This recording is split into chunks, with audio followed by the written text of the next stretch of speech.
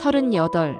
평생 연애 한 번 못 해본 한의원 상속녀 앞에 나타난 완벽한 남자. 해외 유학파 건축사의 재벌 집안 출신이라던 그는 결혼 직후 악마로 돌변했습니다. 명품 쇼핑, 내 연녀와의 은밀한 문자, 그리고 내 도장을 훔쳐 시도한 10억 대출 사기. 이 결혼은 처음부터 거대한 함정이었습니다. 하지만 그 남자는 몰랐습니다. 내 아버지가 이미 모든 걸 꿰뚫고 법보다 더 무서운 복수를 준비해 두셨다는 것을요. 지금부터 이 기막힌 이야기를 들려드리겠습니다. 구독과 좋아요는 이야기를 만드는데 큰 힘이 됩니다. 저는 서울 분당에 본점을 둔 대형 한의원 체인의 외동딸로 태어났습니다. 할아버지 때부터 3대째 이어온 가업이었고 저 역시 당연하다는 듯 한의대에 진학해 한의사가 되었죠. 주변에선 금수저라며 부러워했지만 정작 제 삶은 쓸쓸하기만 했습니다. 아침 일찍 출근해서 밤늦게까지 환자들을 돌보다 보니 연애할 시간도 마음의 여유도 없었거든요. 38이라는 나이가 무색하게 제대로 된 연애 한 번 해본 적이 없었습니다. 친구들이 하나둘 결혼해서 아이를 낳고 행복한 가정을 꾸리는 모습을 볼 때마다 마음 한구석이 허전했습니다. 밤마다 빈집으로 돌아가 혼자 TV를 보다 잠드는 일상이 반복되었죠. 아버지는 늘 제가 너무 순진하다며 세상 남자들이 다 착한 줄 아냐고 걱정하셨습니다. 특히 저희 집안의 재산을 노리는 사람들을 조심하라는 당부를 귀가 따갑도록 하셨죠. 하지만 저는 그저 운명 같은 인연이 언젠가는 찾아올 거라고 믿었습니다. 그러던 어느 따뜻한 봄날, 제 앞에 그 운명처럼 보이는 남자가 나타났습니다. 민석이라는 남자가 처음 저희 한의원 문을 열고 들어왔을 때를 지금도 생생히 기억합니다. 키 185cm의 훤칠한 체격의 배우 같은 외모를 가진 그는 만성 허리 통증으로 치료받으러 왔다고 했죠. 대기실에서 처음 본 순간부터 뭔가 범상치 않은 기운이 느껴졌습니다. 고급 수입차 키를 손에 쥐고 있었고 손목엔 명품 시계가 반짝였거든요. 진료실에서 그와 마주 앉았을 때 그의 부드러운 눈빛과 정중한 말투에 제 심장이 이상하게 뛰기 시작했습니다. 그는 자신을 해외 유학파 건축사라고 소개했고 일 때문에 허리를 많이 혹사해서 이렇게 유명한 한의원을 찾게 되었다고 했습니다. 깔끔한 정장 차림에 세련된 매너까지 모든 것이 완벽해 보였거든요. 게다가 유명 건설사 임원 집안 출신이라는 말에 저는 자연스럽게 호감이 생겼습니다. 침 치료를 받으면서도 한의학의 원리에 대해 진지하게 질문하는 모습에서 지적인 매력까지 느꼈죠. 진료가 끝나고 다음 예약을 잡을 때 그가 일부러 제가 진료하는 시간으로 예약을 잡는 것 같다는 생각이 들었습니다. 그렇게 우리의 운명 같은 만남은 시작되었습니다. 민석은 치료차 주의회씩 한의원을 방문했고 어느새 진료 시간이 저의 가장 설레는 순간이 되어버렸습니다. 그는 매번 올 때마다 제가 좋아할 만한 선물을 정성스럽게 준비해서 가져왔어요. 프랑스 명품 향수, 이탈리아산 고급 초콜릿, 심지어 구하기 어려운 희귀 약재까지 구해와서는 제 건강을 생각하면 이런 것들이 자꾸 눈에 들어온다며 수줍게 웃었습니다.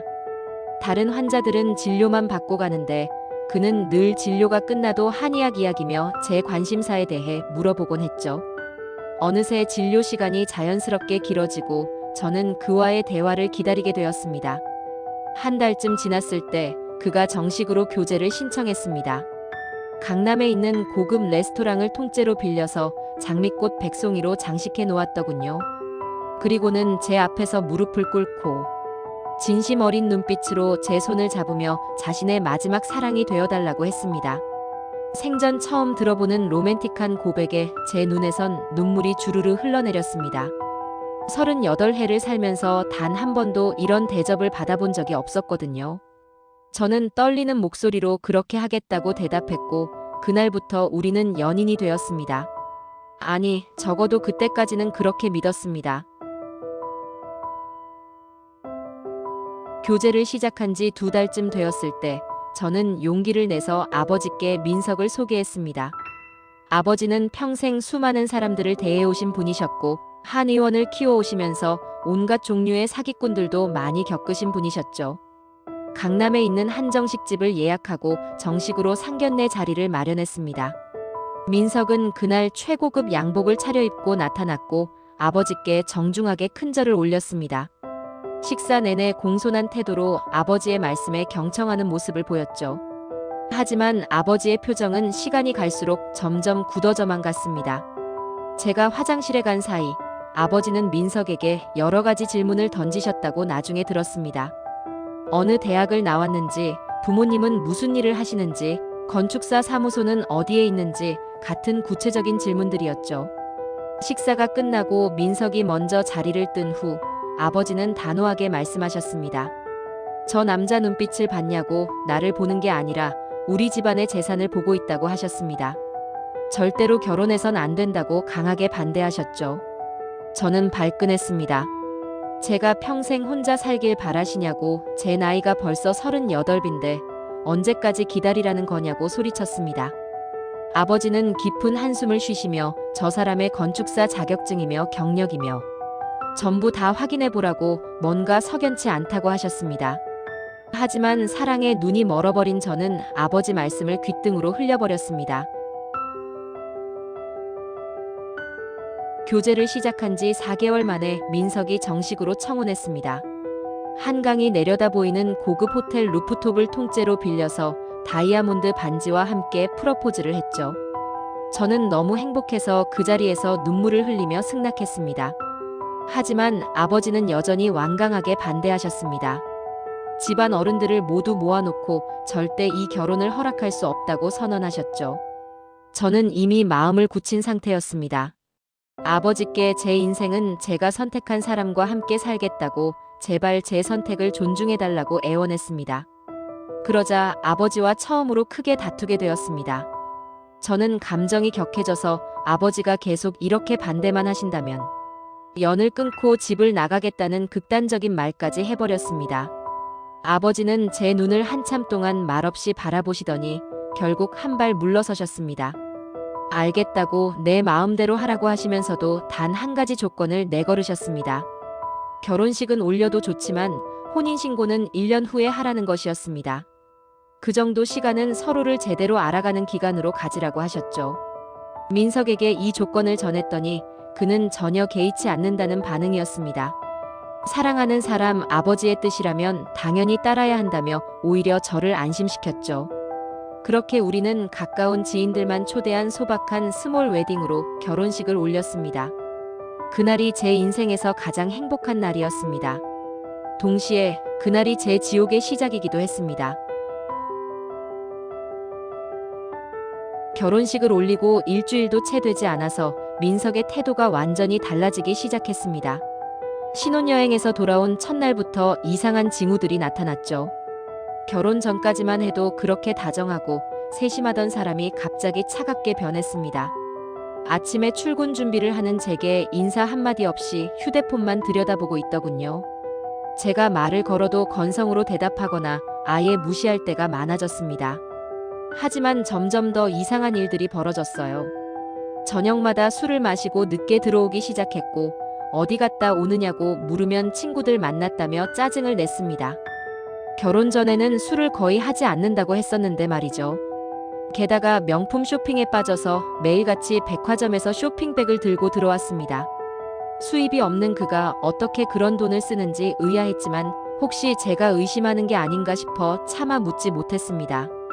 한 달쯤 지났을 때 민석이 본격적으로 생활비를 요구하기 시작했습니다. 한의원 경영이 어렵지 않으니 한 달에 1,000만 원 정도는 넉넉하게 줄 수 있지 않겠냐고 했습니다. 저는 깜짝 놀랐지만 부부가 되었으니 당연한 거라 생각하고 그 돈을 주었습니다. 하지만 그 돈도 한 달을 못 가서 바닥이 났고 추가로 또 돈을 달라고 했습니다. 뭔가 잘못되어 가고 있다는 느낌이 들었지만 저는 아직도 그를 믿고 싶었습니다. 시간이 갈수록 민석의 본 모습이 적나라하게 드러나기 시작했습니다. 제가 한의원 수입이 예전만 못하다고 하자 그는 대놓고 무능하다며 비난하기 시작했습니다. 3대째 이어온 한의원을 그따위로 운영하냐며 차라리 건물을 팔아서 현금화하는 게 낫지 않겠냐는 말까지 서슴없이 했죠. 저는 그 말을 듣고 등골이 오싹했습니다. 게다가 민석은 밤마다 외출을 하면서 누군가와 은밀하게 통화하는 모습이 자주 목격되었습니다. 제가 누구랑 통화하느냐고 물으면 사업 관계자라며 얼버무렸죠. 어느 날 우연히 그의 휴대폰 화면을 보게 되었는데 수진이라는 여자 이름이 떠 있었습니다. 메시지 내용 중 한의원 본점 건물 시세가 얼마냐는 대화가 보였습니다. 순간 온몸에 소름이 돋았습니다. 이 사람이 다른 여자와 짜고 저를 속인 거였구나 하는 생각이 들었죠. 저는 떨리는 손으로 민석을 추궁했습니다. 수진이가 누구냐고, 왜 그 사람한테 우리 한의원 이야기를 하느냐고 물었습니다. 민석은 처음엔 발뺌하다가 나중엔 대놓고 화를 냈습니다. 의심병 환자 같다며 그냥 사업 파트너일 뿐이라고 소리쳤죠. 하지만 저는 이미 모든 걸 직감하고 있었습니다. 이 결혼은 처음부터 사기였다는 것을 말입니다. 민석의 정체가 궁금해진 저는 몰래 그에 대해 조사를 시작했습니다. 그가 말했던 해외 유학 경력도, 건축사 자격증도, 유명 건설사 임원 집안 출신이라는 것도 전부 거짓이었습니다. 사설 탐정에게 의뢰한 결과 충격적인 사실들이 드러났습니다. 민석은 본명도 아니었고 과거에 여러 번 이름을 바꾸며 부유한 여자들에게 접근해 돈을 뜯어낸 전력이 있었습니다. 심지어 사기죄로 집행유예까지 받은 전과자였죠. 탐정이 건네준 서류 뭉치를 보면서 저는 온몸이 얼어붙는 것 같았습니다. 그가 결혼하기 전 저에게 보여줬던 명품 시계며 고급 수입차는 전부 렌트로 빌린 것들이었습니다. 심지어 저에게 선물했던 그 비싼 선물들도 알고 보니 짝퉁이거나 할부로 구매한 것들이었죠. 더 충격적인 건 수진이라는 여자의 정체였습니다. 수진은 민석의 오랜 내연녀로 둘이 함께 부유한 독신녀들을 타깃으로 결혼 사기를 쳐온 공범이었습니다. 민석이 저에게 접근한 것도 수진과의 치밀한 계획에 따른 것이었죠. 수진은 겉으로는 민석의 사업 파트너인 척하며 저희 한의원 자산 규모를 파악하는 역할을 맡고 있었습니다. 이 모든 진실을 알고 나니 숨이 막혔습니다. 제가 그동안 얼마나 철저하게 이용당했는지 깨달았거든요. 진실을 알게 된 후에도 저는 어떻게 대응해야 할지 몰라 망설이고 있었습니다. 그러던 어느 날 집에 있던 제 도장과 중요한 서류들이 감쪽같이 사라진 걸 발견했습니다. 한의원 법인 인감도장과 부동산 등기 관련 서류들이었죠. 순간 머릿속이 새하얘졌습니다. 민석이 이걸 가지고 무슨 짓을 할지 뻔했거든요. 저는 급하게 민석을 찾았고 그는 빤빤하게 잡아떼었습니다. 하지만 며칠 후 더 큰 사건이 터졌습니다. 제 명의로 대출 신청이 들어왔다는 은행에 연락을 받은 겁니다. 한의원 건물을 담보로 10억 원의 대출을 신청했다는 거였어요. 저는 당장 은행으로 달려가 이건 제가 신청한 게 아니라고 항의했고 다행히 서류상 문제가 있어서 대출이 실행되기 전에 막을 수 있었습니다. 집으로 돌아와 민석을 추궁하자 그는 처음으로 본색을 완전히 드러냈습니다. 어차피 혼인신고도 했으니 반은 자기 거라며 이혼하려면 위자료로 강남 아파트 한 채 값을 내놓으라고 협박했습니다. 그리고는 제가 거부하면 한의원에 찾아가서 난동을 부리겠다고 으름장을 놓았죠. 저는 그 순간 완전히 무너졌습니다. 어떻게 이럴 수가 있나 싶었거든요. 더 이상 혼자 감당할 수 없다는 걸 깨닫고 저는 결국 아버지께 모든 것을 털어놓았습니다. 민석의 정체도 사기 전력도 제 도장을 훔쳐간 일도 대출 사기를 시도한 것까지 전부 다 말씀드렸죠. 아버지 앞에서 저는 한참을 울었습니다. 아버지 말씀을 듣지 않은 제 잘못이라며 용서를 빌었습니다. 그런데 놀랍게도 아버지는 화를 내시지 않으셨습니다. 대신 제 머리를 쓰다듬으시며 이미 다 알고 있었다고 하셨죠. 사실 아버지는 제가 민석과 교제를 시작했을 때부터 뒤에서 조용히 조사를 하고 계셨습니다.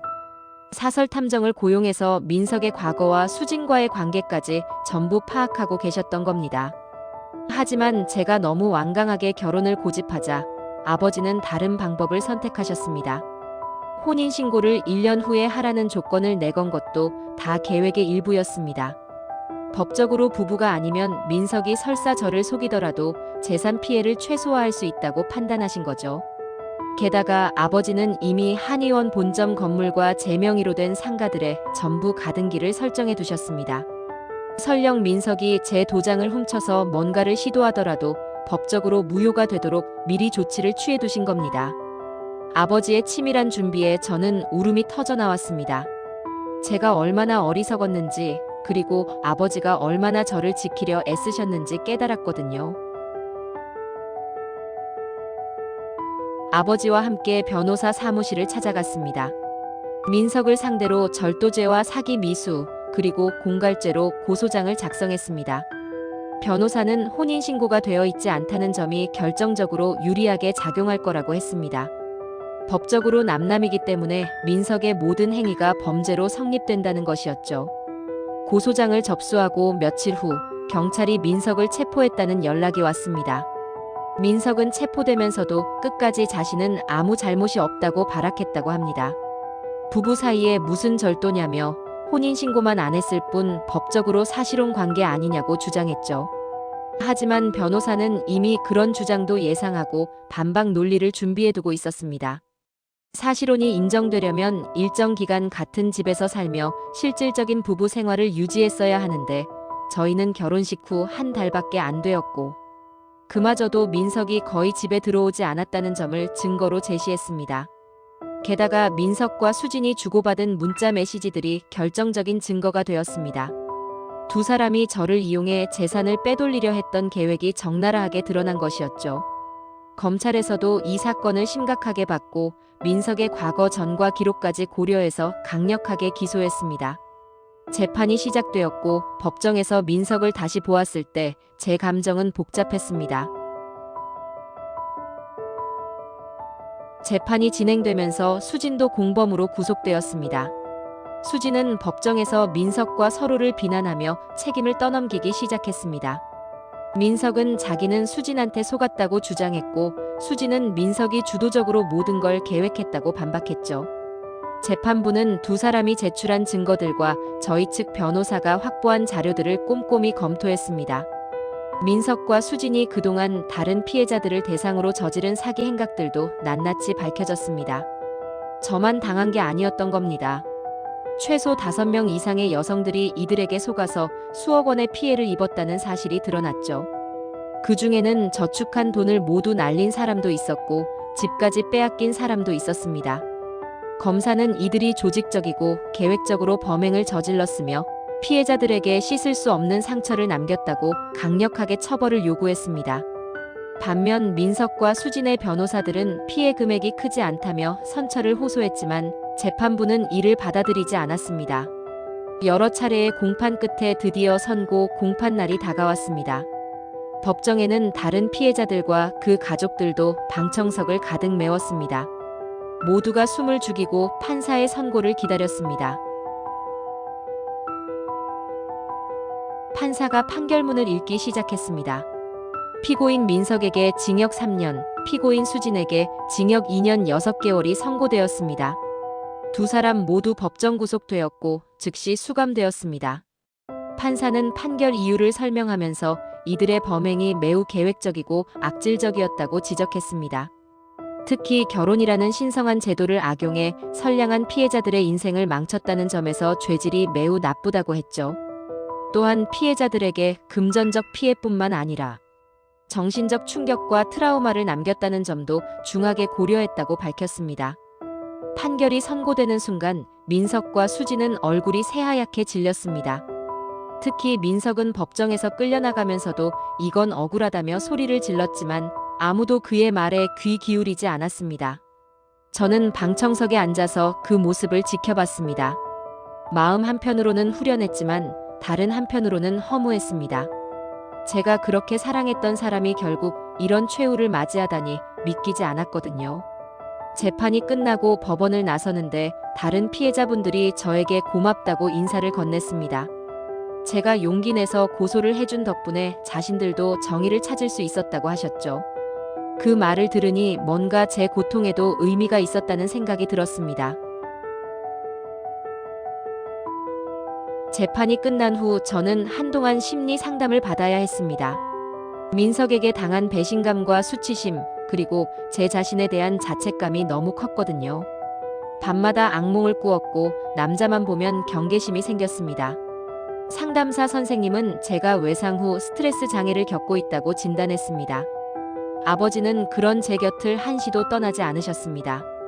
한 의원 일도 당분간 쉬라고 하시며 제가 좋아하던 여행을 함께 다니자고 제안하셨습니다. 그렇게 아버지와 함께 제주도도 가고 유럽 여행도 다녀왔습니다. 여행을 하면서 조금씩 마음의 상처가 아물어가는 걸 느꼈습니다. 아름다운 풍경을 보고 맛있는 음식을 먹고 새로운 사람들을 만나면서 세상이 민석 같은 사람들만 있는 게 아니라는 걸 깨달았죠. 6개월쯤 지났을 때 저는 다시 한의원으로 복귀했습니다. 환자들은 제가 오랜만에 복귀한 것을 반가워하며 건강은 괜찮아졌냐고 물어봤습니다. 저는 이제 괜찮다고 웃으며 대답할 수 있었습니다.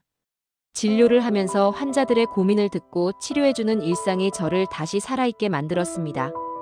특히 저와 비슷한 사연으로 고통받는 분들을 만나면 제 경험을 나누며 위로해드렸습니다. 그러면서 제 아픔도 누군가에게는 도움이 될 수 있다는 걸 알게 되었죠. 그 사건이 있은 지 1년이 지난 지금, 저는 완전히 다른 사람이 되었습니다. 예전처럼 순진하게 사람을 믿지는 않지만 그렇다고 모든 사람을 의심하지도 않습니다. 건강한 경계심을 가지게 된 거죠. 아버지와의 관계도 더욱 돈독해졌습니다. 그분이 얼마나 저를 사랑하시고 지켜주려 하셨는지 이제야 제대로 알게 되었거든요.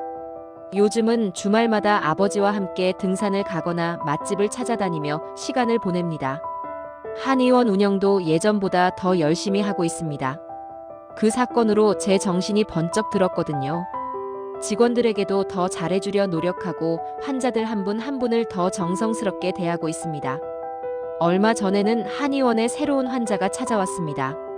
중년의 남성분이었는데 처음 보는 순간 제 심장이 철렁 내려앉았습니다. 민석이 떠올랐거든요. 하지만 저는 심호흡을 하고 평정심을 되찾았습니다. 이제 저는 더 이상 그때의 순진한 지혜가 아니니까요. 돌이켜 생각해보면 그 끔찍했던 경험이 저를 더 강하게 만들어줬습니다. 사람의 얼굴은 화장으로 가릴 수 있어도 그 마음속 탐욕의 구린내는 결코 가릴 수 없다는 교훈을 뼈저리게 배웠습니다. 이제 저는 다시 앞을 향해 걸어갑니다. 더 현명하고 더 강인한 사람으로 말이죠.